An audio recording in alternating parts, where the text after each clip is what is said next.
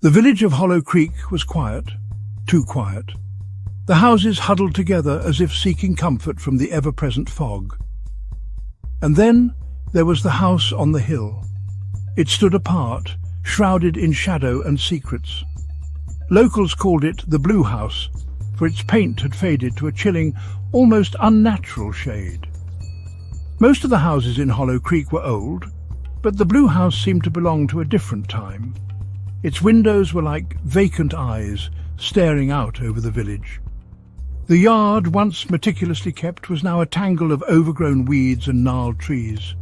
No one dared to approach it, not anymore. The Blue House had a story, every village does. But this story was different. This was a story of sorrow, of madness, and of things that went bump in the night. This was the story of the Whitmores. The wind whistled through the eaves of the Blue House, a lonely, mournful sound. It was a warning, some said, a reminder of the darkness that lay within. Eleanor Whitmore came to the house on the hill with her young son Henry. She was a widow, her face etched with a sadness that even the beauty of the house, then known as Blackwood Manor, couldn't erase. Henry, a bright and curious boy, was her only solace. Eleanor kept to herself, finding solace in her son and her books. Henry, on the other hand, was drawn to the village. He made friends easily, his laughter echoing through the quiet streets.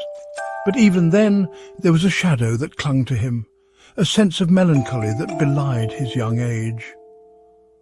Life in Hollow Creek was simple, untouched by the troubles of the outside world. For a time, Eleanor found a measure of peace. She would sit on the porch swing, watching Henry play in the garden, a small smile gracing her lips.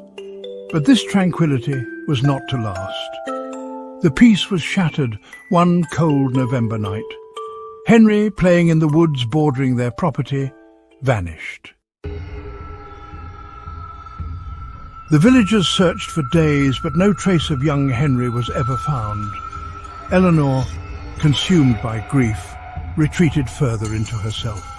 She wandered the halls of Blackwood Manor, her cries echoing through the empty rooms. The villagers, once sympathetic, began to whisper. They spoke of strange lights emanating from the house at night, of disembodied whispers carried on the wind. Blackwood Manor, once a symbol of Victorian elegance, became known as the Blue House, a name that spoke of sorrow and something altogether more sinister. Eleanor Whitmore became a recluse, her once gentle demeanour replaced by a chilling madness. She would stand at the window for hours, her eyes fixed on the woods where Henry had disappeared, muttering to herself in hushed, frantic tones. The whispers grew louder, fueled by fear and superstition. The Blue House, they said, had taken Henry. It had devoured his innocence, his laughter, leaving only an echoing emptiness in its wake. Years passed. Eleanor Whitmore died, alone in her madness, and the Blue House stood empty, a spectre looming over Hollow Creek. Then came Halloween night. A group of teenagers, emboldened by youthful bravado and too much candy, decided to explore the abandoned house. Among them was Daniel, a boy on the cusp of manhood, eager to prove his courage. The air grew cold as they approached the house. The laughter died on their lips, replaced by an uneasy silence. The door creaked open as if inviting them in. Inside, the air was thick with dust and the smell of decay. Shadows danced in the flickering light of their flashlights, taking on grotesque and menacing forms.